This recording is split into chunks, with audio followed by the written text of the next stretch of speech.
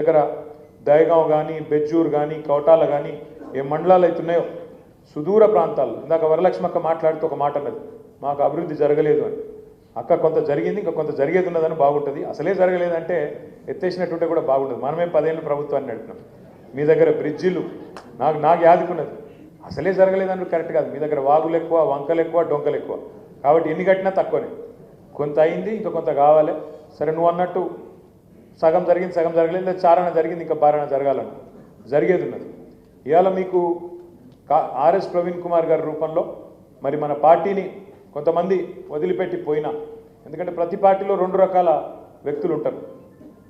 పోరాటవాదులు ఉంటారు, ఏది ఏమైనా సరే మా పార్టీ నా పార్టీ, కింద పడ్డా మీద పడ్డా, గెలిచినా గెలవకపోయినా, అధికారంలో ఉన్నా ప్రతిపక్షంలో ఉన్నా, కష్టంలో ఉన్నా సుఖంలో ఉన్నా నా పార్టీ ఇదే, నా జెండా ఇదే అనేవాళ్ళు పోరాటవాదులు. ఇక కొంతమంది అవకాశవాదులు ఉంటారు, ఎటు మోకా ఉంటే అటు దుంకి, ఇటుంటే ఇటు అధికారం, అటుంటే అటు పోయేటోళ్ళు కూడా ఉంటారు. కాబట్టి వాళ్ళ గురించి ఎక్కువ ఆలోచించి నెత్తి ఖరాబ్ చేసుకోవాల్సిన అవసరం కానీ ఇంకోటి కానీ లేదు. ఇలా మీకు అండగా సోదరులు, పెద్దలు, గౌరవనీయులు, మనం ప్రతిపక్షంలో ఉంటే మనకు ధైర్యాన్ని ఇస్తూ ఇచ్చేసిన అడిషనల్ డీజీపీగా పనిచేసిన ఆర్ఎస్ ప్రవీణ్ కుమార్ గారు. నేను ఆర్ఎస్ ప్రవీణ్ అన్నను గతంలో కూడా తెలుసు, కానీ ఇంత బాగా తెలియదు.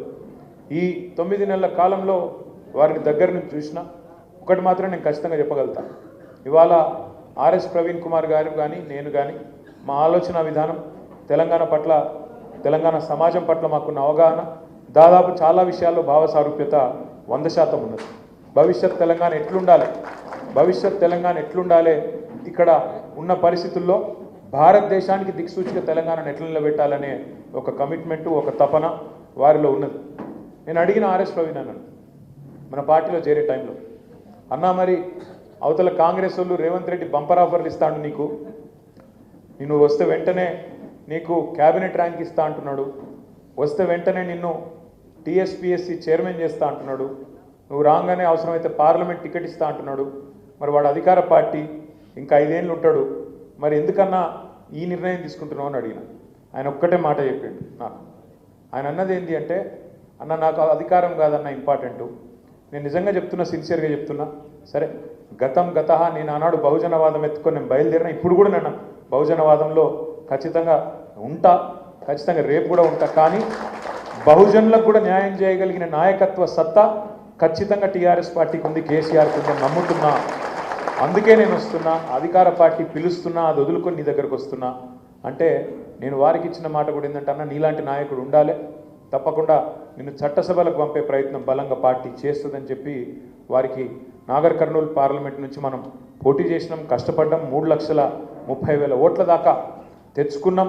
సరే నేను అనుకున్నా, అన్న గొంతు పార్లమెంట్లో నిలబడితే బ్రహ్మాండంగా ఉంటుంది, ఒక చదువుకున్న మేధావి తెలంగాణకు ప్రాతినిధ్యం వహిస్తే బాగానే ఉంటుంది అనుకున్నాం. మరి అనుకున్న దానికి భిన్నంగా కొంత జరిగింది. 8 సీట్లు కాంగ్రెస్ గెలిచింది, 8 సీట్లు బీజేపీ గెలిచింది పార్లమెంట్లో. కానీ తెలంగాణకు వచ్చింది ఏంది? గణితం నేర్చుకున్నారా మీరందరూ? మ్యాథ్స్ చిన్నప్పుడు 8 + 8 ఎంత?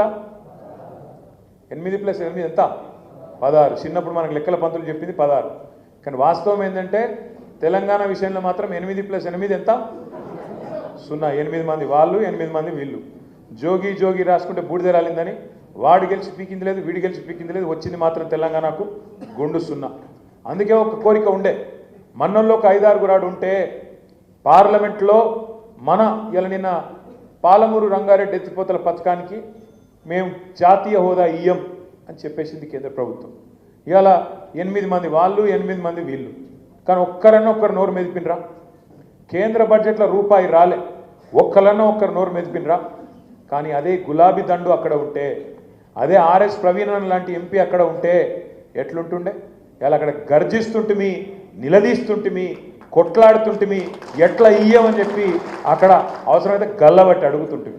ఒక గది తెలంగాణ గలం, తెలంగాణ బలం, తెలంగాణ దళం, మన గులాబీ జెండా, గులాబీ కండువ.